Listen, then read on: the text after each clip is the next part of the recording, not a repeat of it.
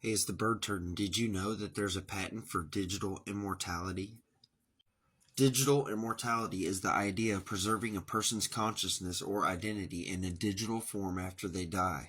This could be done by uploading a person's mind to a computer or network where it could potentially exist indefinitely. Some potential benefits of this are continuing to communicate. Digital immortality could allow people to continue communicating with others, learning and contributing. Digital immortality could allow people to continue learning and contributing to society, creating new legacies. Digital immortality could create new forms of legacy, whatever that means. However, digital immortality is still a largely theoretical concept, but it has a patent. Some issues that arise with digital immortality include: who owns a person's digital identity after they die? Do the companies that host the accounts own them, or do they belong to the person? Who should have access to a person's digital identity after they die, and what should happen to it? Now, there's companies that are already involved in this, and I'm going to put those companies up here on the screen. Here at Wikipedia, digital immortality or virtual immortality is the hypothetical yet increasingly realistic concept of storing or emulating a person's personality in digital substrate, i.e., a computer, robot, or cyberspace, mind uploading. The result might look like an avatar behaving, reacting, and thinking like a person on the basis of that person's digital archive. After the death of the individual, this avatar could remain static or continue to learn and self-improve autonomously, possibly becoming seed AI. A considerable portion of transhumanists and singularitarians place great hope in the belief that they will eventually become immortal by creating one or many non-biological functional copies of their brains, thereby leaving their biological shell. These copies may then live eternally, quote, in a version of digital heaven or paradise.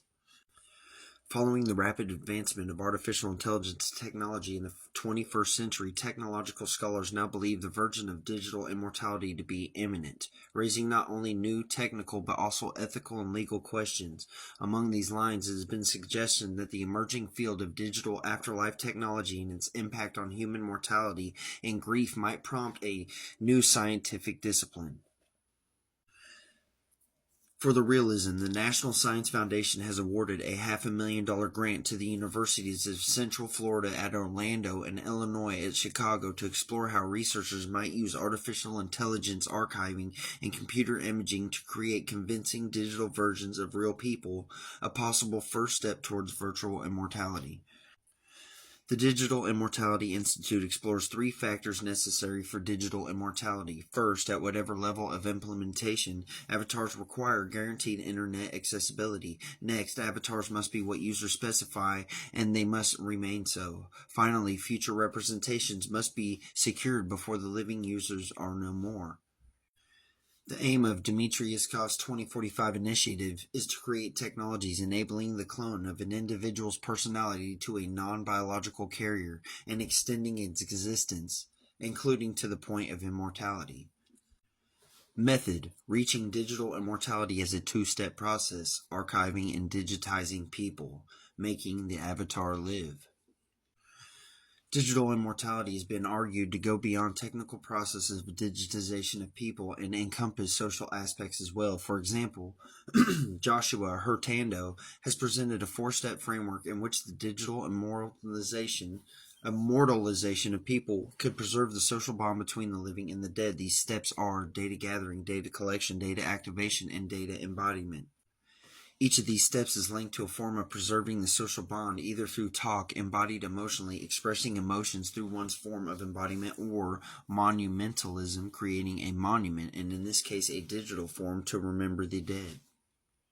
Archiving and digitizing people. According to Gordon Bell and Jim Gray from Microsoft Research, retaining every conversation that a person has ever heard is already realistic. It needs less than a terabyte of storage for adequate quality. The speech or text recognition technologies are one of the biggest challenges of the concept. A second possibility would be to archive and analyze social internet use to map the personality of people. By analyzing social internet use during 50 years, it would be possible to model a society's culture, a society's way of thinking, and a society's interest.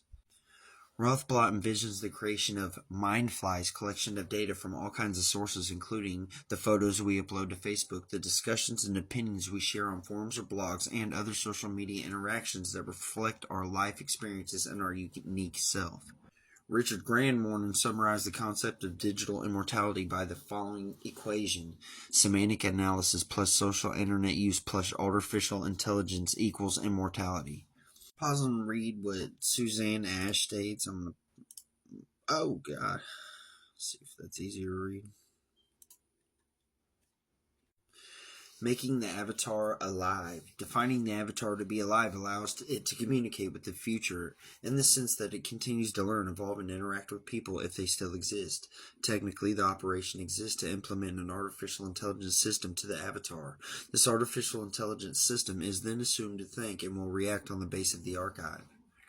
Rothblatt proposes the term mindware for software that is being developed for the goal of generating conscious AI. Such software would read a person's mind file to generate a mind clone. Rothblatt also proposes a certain level of governmental approval for mindware, like an FDA certification, to ensure the resulting mind clones are well made. During the calibration process, the biological people are living at the same time as their artifact in silicon. The artifact is silicon and is calibrated to be as close as possible to the person in question. During this process, ongoing updates, synchronization, and interaction between the two minds would maintain the twin minds as one. The rapid advancement of artificial intelligence is ushering humanity into a realm where the boundary between the living and the deceased is becoming increasingly blurred. However, according to research from different social scientific disciplines, these advancements invoke a myriad of ethical and legal dilemmas, particularly concerning digital remains and post-mortem privacy. Specifically, it has been warned that the potential benefits of a so-called digital afterlife industry, helpful support for people who grieve a significant death, might be outweighed by numerous ethical and practical risks, including concerns about the privacy and autonomy of the deceased, as well as potential cases of misuse, example by designing unwanted post-mortem interactions. Further challenges regarding post-mortem simulations involve legal questions about the data rights of deceased individuals, many of which have not yet been answered conclusively, considering differences in national and international law. So that's the realism part. Here's the fiction part. In fiction. Ooh, the story. Blah, blah, blah. You guys can pause and read when I scroll down. But I'm going to show you the patent for this. So here's the patent: a system to achieve digital immortality. If you look to the right, you'll see it's French. You'll see it's a worldwide application. It was filed by Arizona Board of Regents on behalf of the University of Arizona. The publication was 2021. Now go ahead and pause and read this abstract. I'm running out of time. We'll go down to the classifications. Look at that. All right. And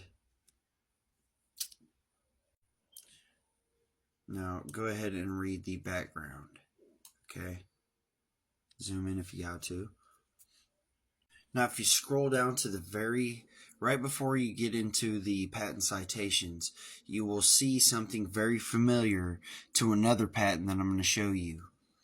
But it says, as used in any embodiment herein, the term logic may refer to an application, software, firmware, and or circuitry configured to perform any of the aforementioned operations. Software may be embodied as software package, code, instruction sets, or data recorded, and blah, blah, blah. You can read the rest of that. Now go ahead and zoom in on this, okay? So it's talking about the circuitry, okay? Logic, firmware, circuit chip, integrated circuit chip, talking about the firmware, software, system on a chip. Now right here, read all this. Just read it, okay? Now, I'm going to take you to this patent. I'm almost out of time, but look on my profile and look for the video titled Important Patent, because it's about this. So this patent outlines a system where you're going to have a test or a V-word to get into areas of congregation, to be able to buy stuff, all that, okay? So it says literally that the test is a V-word and the result is proof of V-word. It says it twice. It says it down here also. So this is talking about the same technologies as the digital immortality, okay? I'm almost out of time, but it literally talks about the same stuff. Okay, I'll leave the links to both of these in the comments. Check it out.